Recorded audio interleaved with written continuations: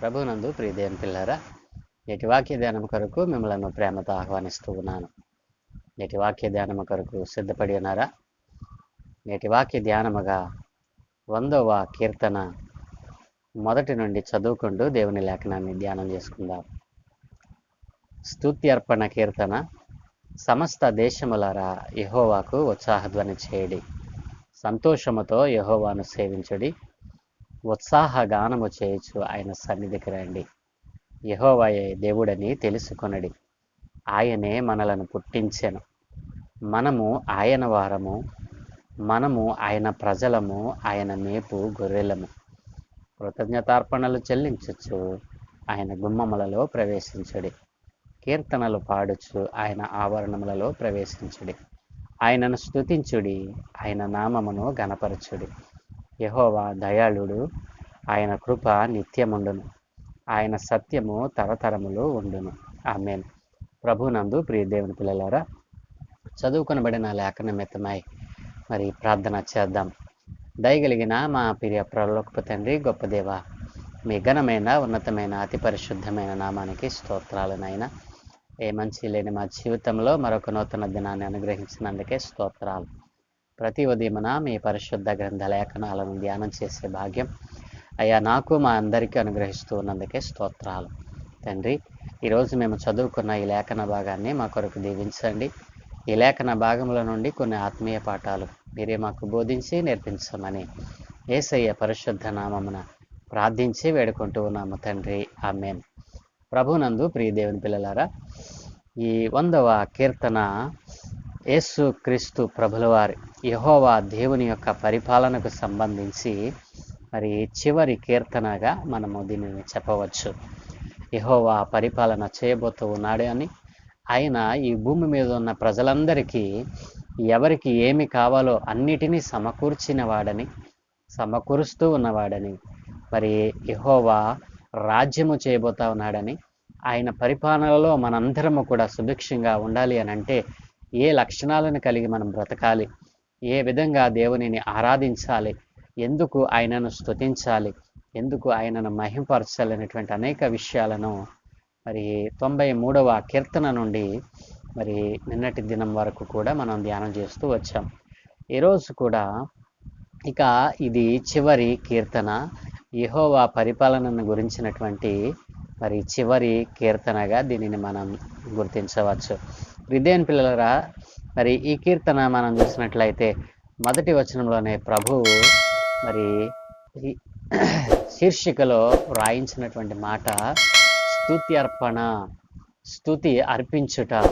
ఎవరికి స్తుతి అర్పించుట? ఆ మహోన్నతుడైన గొప్ప పరిపాలకుడు, నిజ దేవుడు అయినటువంటి యెహోవాకు మరి స్తుతి అర్పించమని రచయిత పిలుస్తా ఉన్నాడు. సమస్త దేశములారా యెహోవాకు ఉత్సాహధ్వని చేయడి. ఒక ప్రాంతము వారో, ఒక పట్టణపు వారో, లేదా ఒక రాష్ట్రం వారో, ఒక దేశం వారో కాదు, సమస్త దేశములారా మీరు యెహోవాకు ఉత్సాహధ్వని చేయడి. నా ప్రియ దేవుని పిల్లలారా, ఒకనొక దినం మనం చూడబోతా ఉన్నాం. ఈ ప్రపంచమంతా యెహోవా నామాన్ని స్తుతించేటువంటి ఒక దినం రాబోతా ఉంది. ప్రపంచమంతా యెహోవా నామముతో మారుమ్రోగాల్సిన దినము ఒకటి ఉంది. ఆ దినాన్న మన రాజు మన ప్రభులకు ప్రభు అయిన క్రీస్తు ప్రభుల వారి భూమి మీదకి మరలా రాబోతూ ఉన్నాడు. ఆయన పరిపాలన చేయబోతా ఉన్నాడు.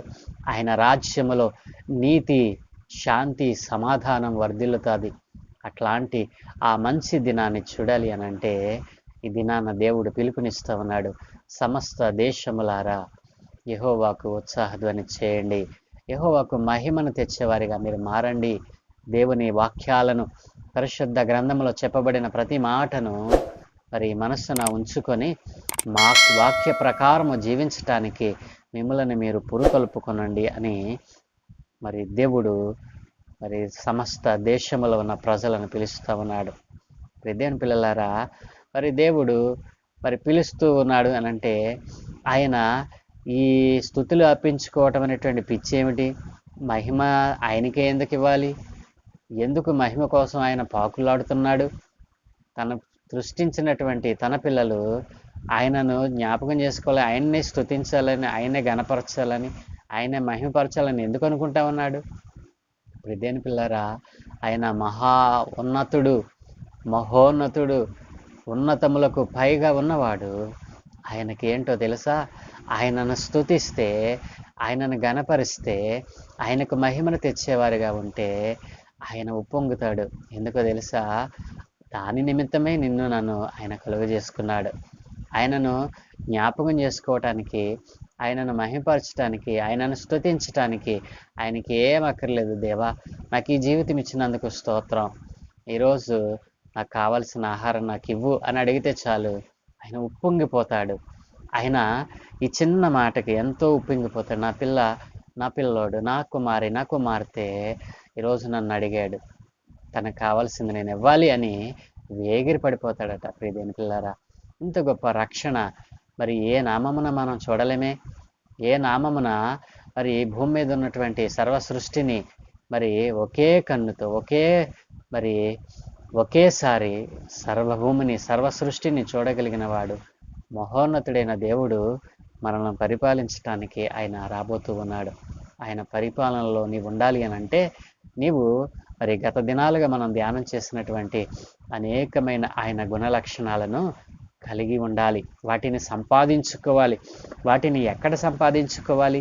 అవి సంతలో దొరుకుతాయా? అంగడిలో దొరికే వస్తువా? దేని పిల్లరా, అది దేవుని పాదాలు చెంతే దొరుకుతుంది. దేవుని పాదాలు ఎక్కడ దొరుకుతాయి? దేవుని సన్నిధిలో, ఆయన పాదాల దగ్గర మనం మరి గోజాడినప్పుడు ఆయన గుణ లక్షణాలను మనం ధ్యానం చేయవచ్చును. దేని పిల్లలారా, ఆయన పిల్లలు ఇశ్రాయేలు ప్రజలు మాత్రమే కాదు, లోకంలోని జనాలంతా కూడా ఆయన పిల్లలే. మరి ఆయన ప్రజలు ఆయన గొర్రెలుగా, ఆయన మాట వినేటువంటి జంతువులుగా, ఆయన మాట వినేటువంటి మరి ఆ గొర్రెలుగా మారాలి అని, గొర్రె ఎంత మరి లొంగి ఉంటుందో, ఎంత స్వభావ సిద్ధంగా తన యజమానికి లోబడి ఉంటుందో, అలాగున ప్రభువు మీద మనం ఆనుకున్నప్పుడు, ఆయనకు లోబడి ఉన్నప్పుడు ప్రభు మనలను మరి ఉన్నత స్థితిలోకి తీసుకుని వెళ్తాడు. లేఖనాలను పరిశీలన చేస్తే మరి నిర్గమాకాండము 19వ అధ్యాయము 5వ వచనం మనం చూసినట్లయితే మరి ఈ రీతిగా వ్రాయబడి ఉంది. నిర్గమాకాండము 19:5లో మరి వ్రాయబడినటువంటి మాటను మనం చూస్తే మరి ఈరోజు ప్రభువు మనతో మాట్లాడుతున్నటువంటి ఆయన రాజ్యం చేయబోతున్నటువంటి సందర్భం మరి అక్కడ వ్రాయబడి ఉంది. ఆయన రాజ్యం చేయబోతా ఉన్నాడు. ఆయన రాజ్యంలో మనం ఉండాలి అని అంటే, ఆయన రాజ్య పరిపాలనలో మనం మరి కొనసాగాలి అని అంటే దేవుని యొక్క ఉన్నతమైనటువంటి లక్షణాలను మనం పొందుకోవాలి. మరి 2వ వచనంలో అంటున్నాడు కదా, సంతోషముతో యెహోవాను సేవించుడి, ఉత్సాహ గానము చేయించు ఆయన సన్నిధికి రావాలి. ఎందుకంటే ఆయన పరిపాలన చేయబోతా ఉన్నాడు. ఇవి మనం గత 93వ కీర్తన నుండి కూడా మనం ధ్యానం చేస్తూనే వస్తూ ఉన్నాం. మరి ధ్యానం చేస్తూ మనం అనేక అంశాలను మనం మరి చూస్తూ వచ్చాం. మరి ఎలా దేవునిని స్తుతించాలి, ఎందుకు దేవునిని స్తుతించాలి, ఎందుకు ఆయనను గణపరచాలి. దేని పిల్లరా, ఆయన అన్నాడు కదా, నేను పరిశుద్ధుడైన దేవుడను, నేను పవిత్రుడైన దేవుడను, నేను పవిత్రుడినిగా ఉన్నటువంటి నేను మిమ్మల్ని పరిశుద్ధపరచడానికి ఇష్టపడతా ఉన్నాను. కాబట్టి దేని పిల్లలారా, మరి ఒక్కరు ఇద్దర సమస్త దేశంలో ఉన్న వారంతా కూడా ఆయనను స్తుతించమని ఆయన మరి పిలుపునిస్తూ ఉన్నాడు. సంతోషముతో యెహోవాను సేవించడి, ఉత్సాహ గానము చేయించు ఆయన సన్నిధికి రమ్మని పిలుస్తూ ఉన్నాడు. దేని పిల్లలు, ఆయనను ఆరాధించేవారు, ఆయనను గణపరిచేవారు, ఆయనను స్తుతించాలి, ఆయనను మహిమపరచాలి అనేటువంటి తలంపు కలిగిన వారు ఏం చేయాలో తెలుసా? ఆయన సన్నిధిలో దేవుడిచ్చినటువంటి ఆ గొప్ప నిరీక్షణ ఏంటో తెలుసా? నీకు నిత్య రాజ్యం ఇవ్వాలని ఆయన ఆశపడతా ఉన్నాడు. ఆయన నిత్య రాజ్యంలో నీవు చేరాలి అని అంటే ఆయన ఇచ్చినటువంటి ఆ గొప్ప రక్షణ, దేవుడిచ్చినటువంటి ఉచితంగా దయచేసిన ఆ మారు మనస్సు నీవు కలిగి ఉంటే చాలు. దేవుడు నిన్ను ఉన్నతమైన స్థితిలోకి తీసుకుని వెళ్తాడు.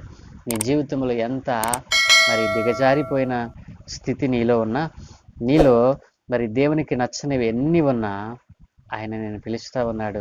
నా ప్రియ దేవుని పిల్లలారా, దేవుడు చూస్తూ ఊరుకుండేటువంటి దేవుడు కానే కాదు. సంతోషముతో యెహోవాను మనం సేవించాలి, ఉత్సాహ గానం చేస్తూ ఆయన సన్నిధికి వెళ్ళాలి. రోమీయులకు రాసిన పత్రిక 6:12-13 మనం చూస్తే, కాబట్టి శరీర దురాశలకు లోబడినట్లుగా చావునకు లోనైన మీ శరీరమందు పాపమును ఏలనీయకుడి. ఇదేని పిల్లలు, మన శరీరములు పాపమునకు నిలయమైపోయాయి. ఈ రోజున పాపముతో దేవుని రాజ్యాన్ని దూరం చేసుకుంటున్నవారు, పాప కోరికలతో, పాప ఆశలతో, పాప జీవితమును మరి కలిగి ఉండి దేవుని రాజ్యాన్ని మరి దూరం చేసుకుంటా ఉన్నారు. కాబట్టి దేవుడు అంటున్నాడు కదా, మీ శరీరమందు పాపమును ఏలనీయకుడి, మరియు మీ అవయవములను దుర్నీతి సాధనములుగా పాపమునకు అప్పగింపకుడి. అవయవములను దుర్నీతి సాధనములుగా దేని పిల్ల పాపమునకు అప్పగిస్తున్నటువంటి దినాలు.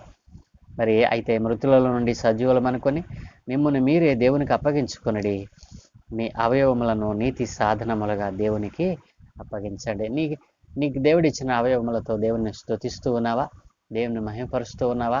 నీకు ఇచ్చిన అవయవములలో మరి దేనినైనా ఒకవేళ దేవుని కోసం కాకుండా మరి నీ కోసము, పాపము కోసం ఉపయోగిస్తూ ఉన్నావా?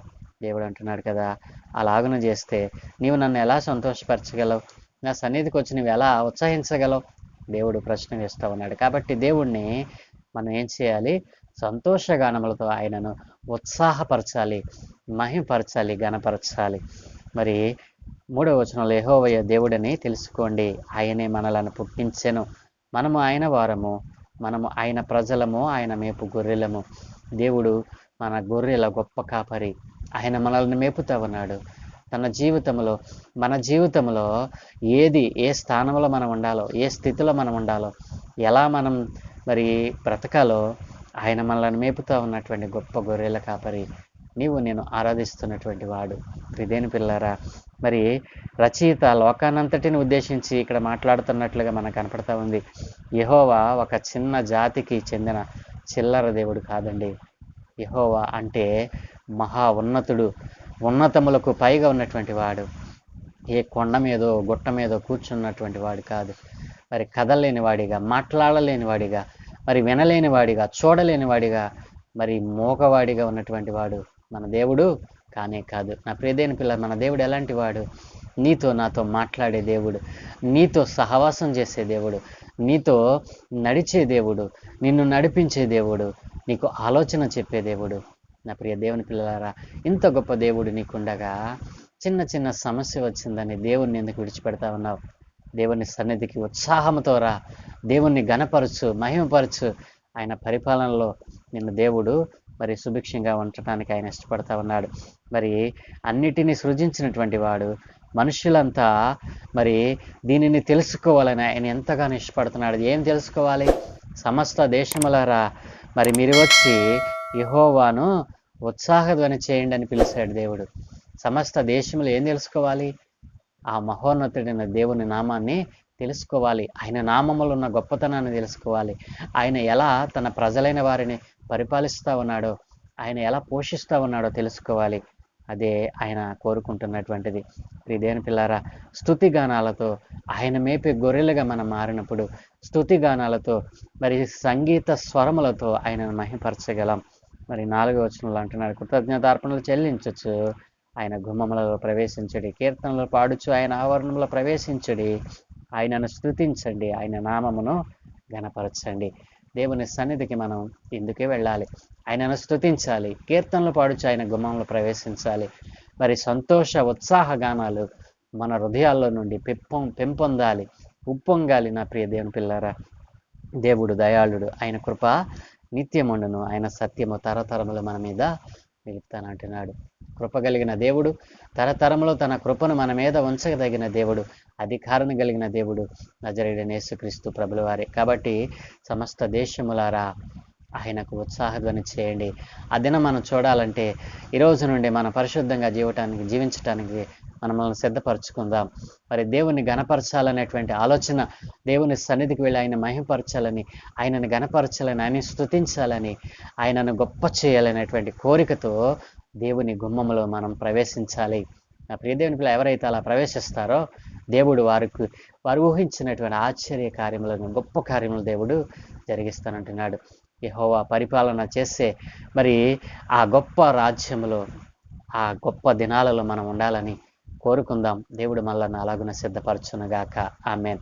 ప్రార్థన. సకల ఆశీర్వాదముల కారణభూతుడైన తండ్రి, మా మంచి దేవ, మీ ఘనమైన ఉన్నతమైన నామానికి స్తోత్రాలు నాయన. అవును తండ్రి, ఈ భూమి మీద నీవు రాజ్య పరిపాలన చేసే దినాన్ని మేము చూడాలని ఆశపడతా ఉన్నాము నాయన.